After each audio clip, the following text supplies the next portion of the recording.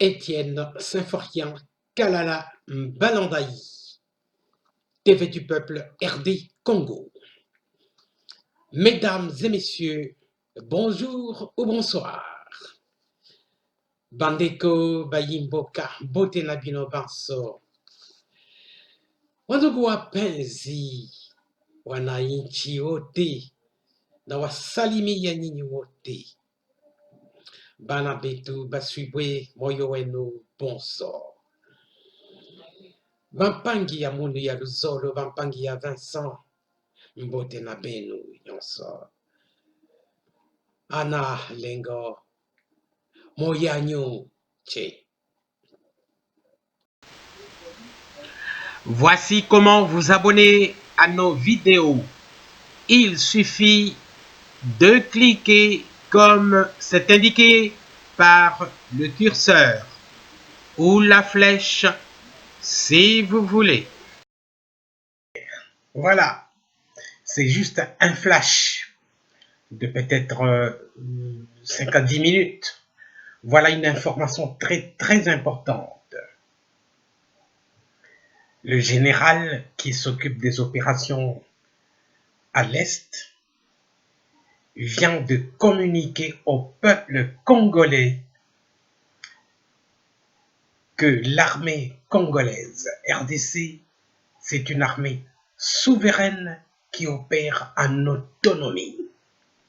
Il ne sera pas question d'entrer sur notre territoire d'une armée étrangère.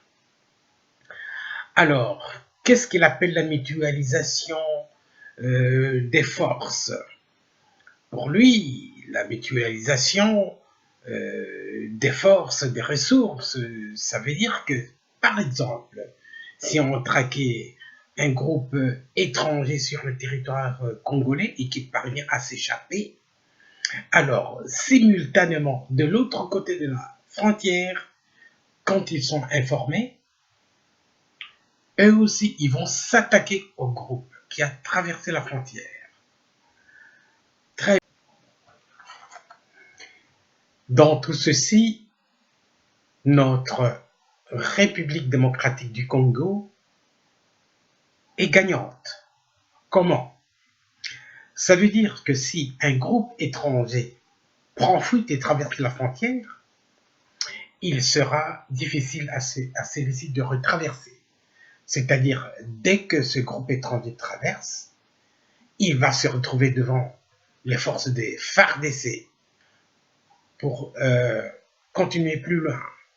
Ce sera difficile. Mais l'histoire nous a appris que notre agresseur, depuis plus de 18 ans, peut-être plus de 20 ans, nous a toujours agressés en faisant traverser ses troupes illégalement, en violant notre frontière, le Rwanda. Eh bien, bon, ils ont confiance que les quatre forces qui se sont réunies pour mutualiser leurs efforts, c'est-à-dire le partage des renseignements, le partage des informations et la prise de décision et la neutralisation de ces forces dès que ces forces traversent notre frontière et vont dans leur pays, et que eux, dans leur pays, ils doivent éradiquer ces forces négatives. Est-ce qu'ils vont le faire? Je ne crois pas. Je ne crois pas à la bonne volonté du Rwanda, mais bon, on fait comme si, de toutes les façons, c'est la République démocratique du Congo qui sort gagnante dans cet état de figure. Voilà, nous savons que le Rwanda a les velléités d'annexion de l'Est du Congo. Il s'avère que ce sera très difficile maintenant, mais nous devons nous préparer aux prochaines attaques parce qu'ils le feront. Maintenant que les FARDC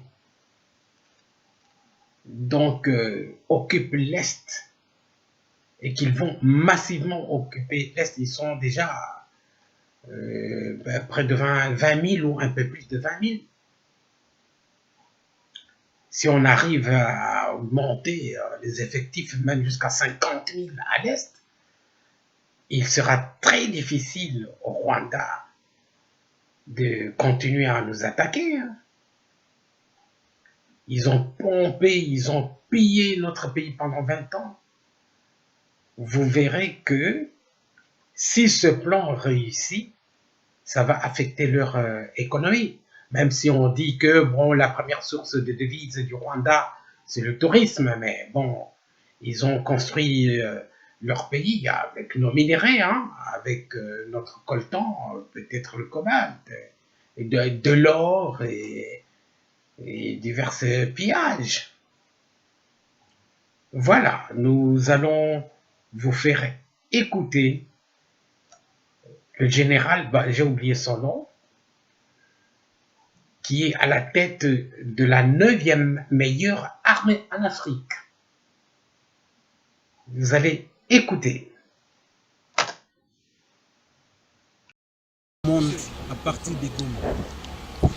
D'abord, je voudrais informer au nom des forces armées de la République démocratique du Congo, je voudrais informer l'opinion que de manière autonome et souveraine, les forces armées de la République démocratique du Congo mènent depuis toujours des opérations sur le sol congolais avec en toile de fond l'obligation d'éradiquer de manière définitive tous les groupes armés qui écument la paix sur le sol congolais, particulièrement à l'est de la République. Actuellement, par exemple, nous menons des opérations de cette manière-là souveraine à Mayangos, dans Béni. Nous les menons seuls. Nous avons mené des opérations dans le Rutshuru. Nous continuons à mener des opérations, même des ratissages, des nettoyages à Nyamilima et un peu partout au nord Kivu, au sud Kivu. Et ces opérations, nous les menons de manière autonome, de manière souveraine, avec nos ressources, les ressources que le peuple congolais a mises à notre disposition et continue à mettre à notre disposition parce que nous sommes à son service et dans le cadre de la redevabilité, nous devons dire à notre peuple comment nous le faisons. Et donc, nous continuons à mener ces opérations, nous allons continuer à les mener parce que l'objectif c'est 0 groupe armé et la paix totale sur l'ensemble du pays, de manière que les ressources que le peuple congolais dégage soient consacrées plutôt au développement et à son mieux-être. Alors les questions, c'est pourquoi les forces armées ou la République démocratique du Congo est dans la phase de mutualisation des efforts et des énergies avec d'autres armées. Mais on le fait ailleurs. La volonté politique exprimée de mutualiser les énergies pour combattre les groupes armés terroristes étrangers qui sont à la base de la terreur à l'est de la République démocratique du Congo et dans la sous-région. En quoi cela s'explique-t-il? Imaginez un groupe X écume la paix à l'est de la République démocratique du Congo. Il n'est pas d'origine congolaise. Il traverse la frontière de 1, 2, 3 pays. Et les armées de ces pays se ressemblent, s'organisent et décident, en exécution de la volonté politique exprimée par des chefs d'État de ces pays-là, de se mettre ensemble pour traquer cet ennemi, non pas sur le sol congolais, mais chaque armée restant sur son territoire et l'armée congolaise menant le leadership sur le sol congolais. De manière que si cet ennemi est traqué sur notre sol et qu'il veut traverser pour aller dans son pays ou dans un autre pays, donc un ennemi transfrontalier, il est pris en charge simultanément par les forces armées de la République démocratique du Congo et par l'armée des pays X ou des pays Y. Voilà en quoi consiste la mutualisation, voilà en quoi consiste le sens de la rencontre tenue à Goma qui traduit la volonté de l'ensemble de la sous-région à produire la paix pour le bien-être de tout le monde. Et dans ce cadre-là, par exemple, des opérations citoyennes menées par les forces armées de la République démocratique du Congo avec nos propres ressources, vous avez appris que nous avons mené des opérations spéciales contre le CNRD entre juin et octobre 2019. Nous avons arrêté des terroristes, nous avons saisi de matériel militaire, notamment des armes AK, des grenades, mais également plusieurs autres effets militaires. Ici, vers Rutshuru, nous avons mené des opérations. Nous avons arrêté un citoyen, mais nous avons saisi à sa résidence plus ou moins 15 armes. Toutes ces opérations de nettoyage menées par nous-mêmes montrent notre capacité, notre autonomie stratégique pour assurer notre peuple que nous avons non seulement la capacité, mais également l'expertise militaire.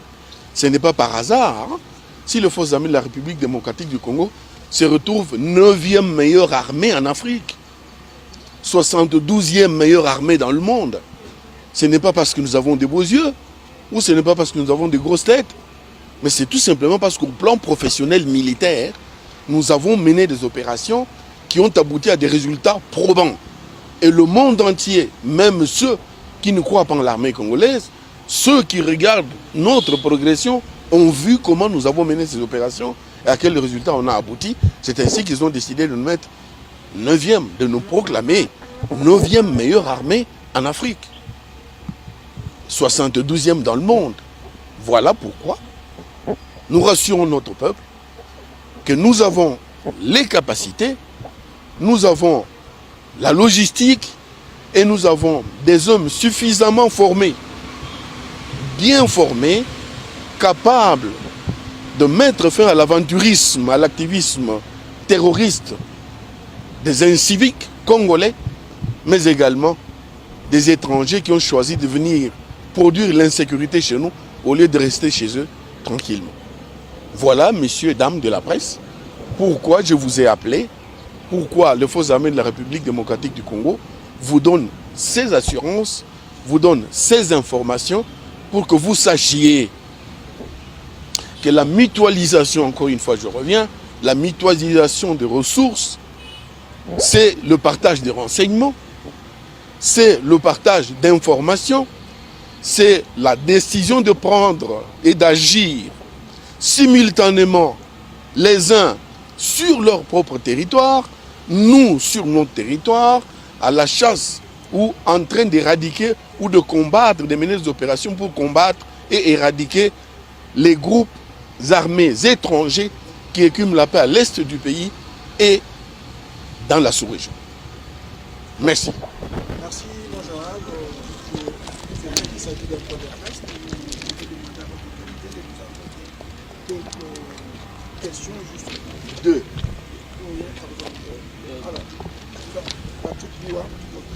Mon général, en des termes simples, voulez-vous dire par là que les armées du Rwanda, du Burundi et de l'Ouganda ne traverseront pas la frontière pour venir en RDC combattre les groupes d'armées étrangers et nationaux? Nous avons nos capacités, et nous avons nos ressources, nous avons les ressources humaines et matérielles pour mener des opérations sur notre territoire par nous-mêmes et de manière à éradiquer le phénomène insécurité. Donc nous n'avons pas besoin que ces armées traversent et viennent chez nous. Mais par contre, elles vont être dans les zones contenues sur leur territoire, je veux dire, à la zone frontalière. Chacun, sur son territoire, combat la menace commune qui va d'un pays vers un autre. Voilà. Et quelle efficacité cette stratégie aura par rapport à d'autres opérations qui ont déjà été menées, des opérations conjointes? Il y avait par exemple au Mojawetu, il y avait d'autres opérations aussi similaires qui ont fait intervenir tous ces États-là, et toujours, nous retournons toujours au point zéro avec les FDLR sur notre aussi. Je crois que nous sommes en train de parler de deux époques différentes, nous sommes en train de parler de deux phénomènes différents. Nulle part, je vous ai parlé des opérations conjointes. Je vous ai dit, nous sommes chez nous, nous menons des opérations chez nous, et chaque pays reste sur son territoire à la chasse ou contre l'ennemi commun qui traverse les frontières de part et d'autre. Simultanément, on le prend en charge et au Congo et dans d'autres pays pour l'éradiquer. Mheshimiwa Jenerali, Oster Malivika kutoka Sauti ya Amerika. Wananchi wetu wangependa wajue kwa Kiswahili wamezungumza kwa Kifaransa, namna gani uhusiano utaendelea kati ya majeshi ya kanda ya maziwa makuu na operesheni zitakuwaje katikati ya majeshi? Asante. Je crois que je vais me tromper, je ne pourrai pas répondre en Swahili. Alors,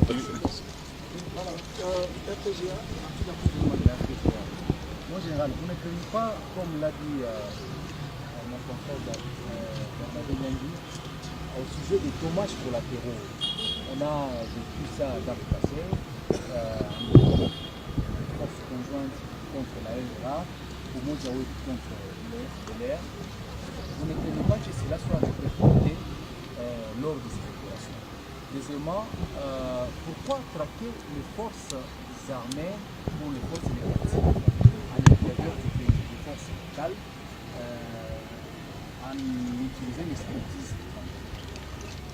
je crois que nous sommes en train de parler des réalités où vous refusez de comprendre, où vous refusez de le voir tel qu'on l'explique, où vous avez une autre logique derrière la tête.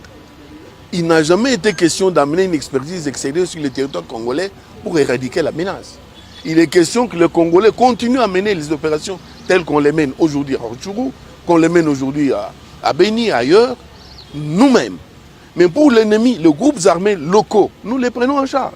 Mais les groupes armés étrangers qui insécurisent notre peuple, pour autant qu'on les localise sur nos territoires, on les attaque pour les neutraliser, mais s'ils s'échappent et vont dans leur pays d'origine ou dans d'autres pays, c'est cela le sens de la mutualisation, de manière à les neutraliser de manière définitive. En ce qui concerne les dégâts collatéraux, nous sommes une meilleure armée, 9e en Afrique, 72e dans le monde. Nous respectons les droits de l'homme. Nous respectons les règles d'engagement. Nous savons qui et quand les forces armées peuvent utiliser la coercition et à quel moment elles peuvent utiliser la carotte vers un individu qui a déposé les armes, qui s'est rendu et qui est donc inoffensif.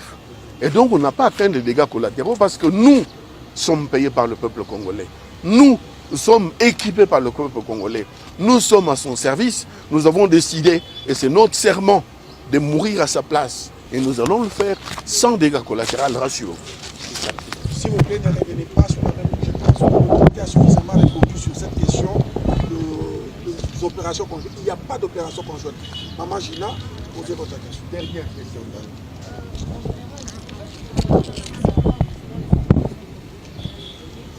Est-ce que le travail de ces forces étrangères est de contenir la menace de sorte que les pas traverser les frontières de la RDC pour que les RDC puissent traquer, mais aussi est-ce qu'on ne craint pas un certain débordement justement de ces forces étrangères-là vers les frontières de la République démocratique? C'est justement le sens de la mutualisation. Les lignes rouges sont tracées.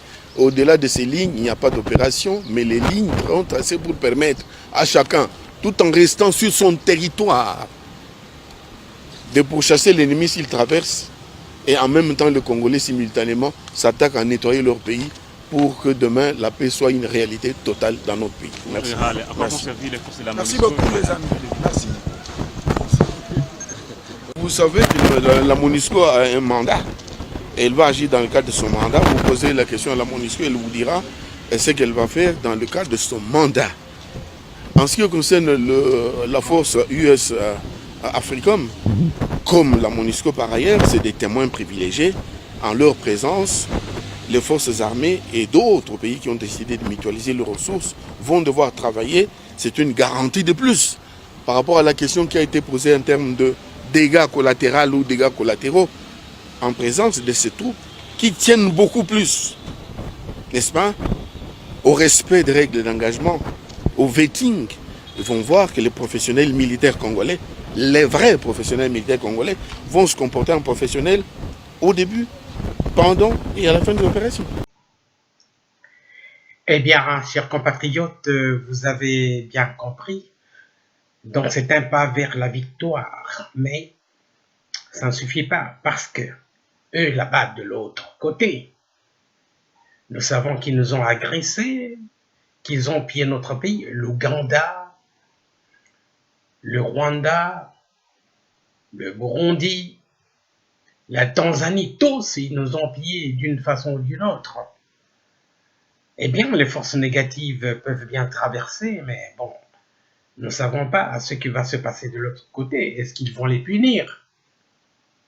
Il y en a qui sont arrivés là, comme les Kundabattoirs, qui se la coule douce à Gisenyi, au Rwanda. Il est tranquille. Il n'a pas été inquiété, il n'a jamais été inquiété. Hein. Il y en a d'autres qui vont traverser. Dernièrement, au mois de juillet, les troupes rwandaises ont pénétré illégalement à l'insu du peuple congolais, à l'insu du gouvernement central.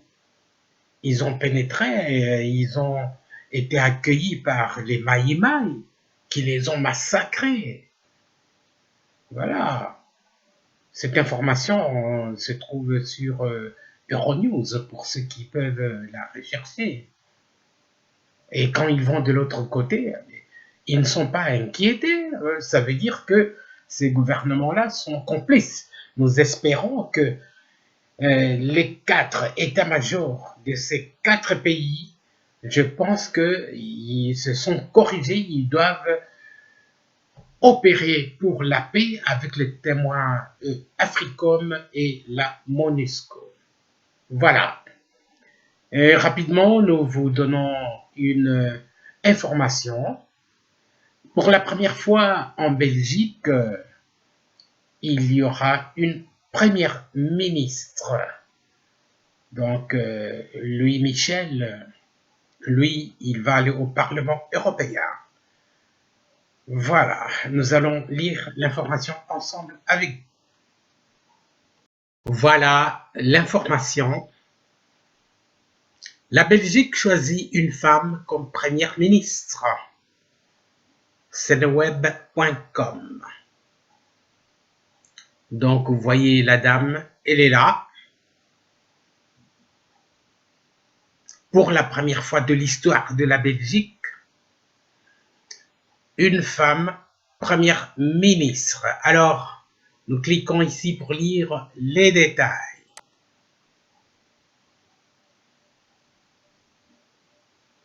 Voilà, vous voyez là en gras, seneweb.com.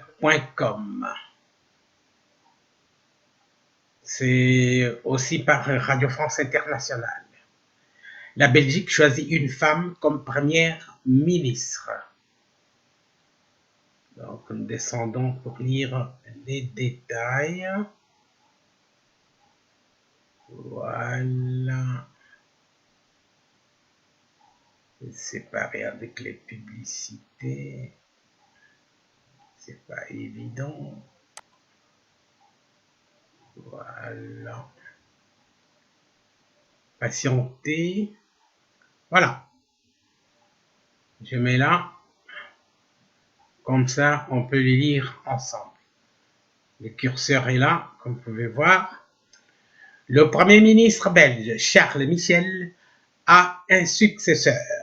Il s'agit d'une femme, Sophie Wilmès, membre du Parti libéral, mouvement réformateur, MR, actuel ministre fédéral du budget. Charles Michel quitte en effet ses fonctions pour devenir président du Conseil européen le 1er décembre. C'est la première femme qui exercera cette fonction en Belgique. Sophie Wilm, ou Wilmès, c'est son nom. Son nom sera proposé au roi pour devenir première ministre en affaires courantes. Oui, c'est en affaires courantes. Affaires courantes car le pays n'a toujours pas de gouvernement après les élections de mai dernier. C'est la première fois qu'une femme occupera le 16 rue de la Loi. La ministre a remercié ses collègues pour leur confiance. Je cite, « Je mesure la responsabilité que cela implique », a-t-elle souligné. Le Premier ministre, Charles Michel, a indiqué qu'il souhaitait être déchargé de sa responsabilité au plus tard, au début du mois de novembre, afin de pouvoir préparer la présidence du Conseil européen.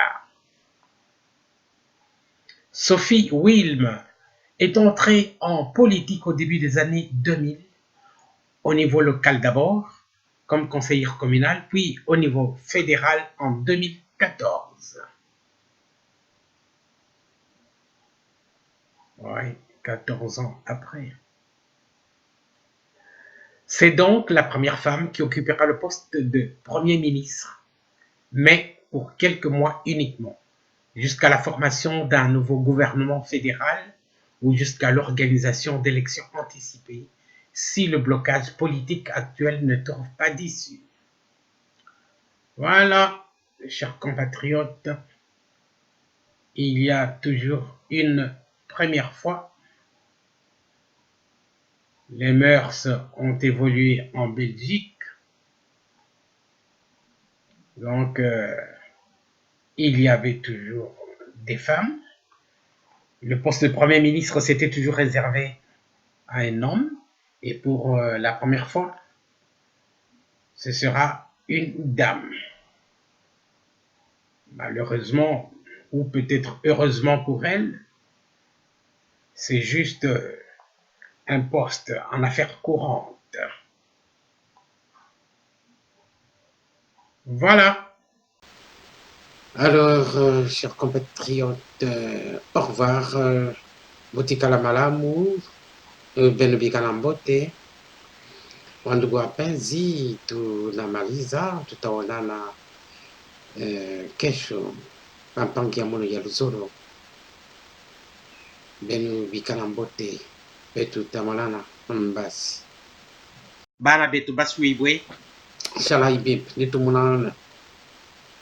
Chikondo chikwabu ku video mukwabu. Ana lengo amboshila.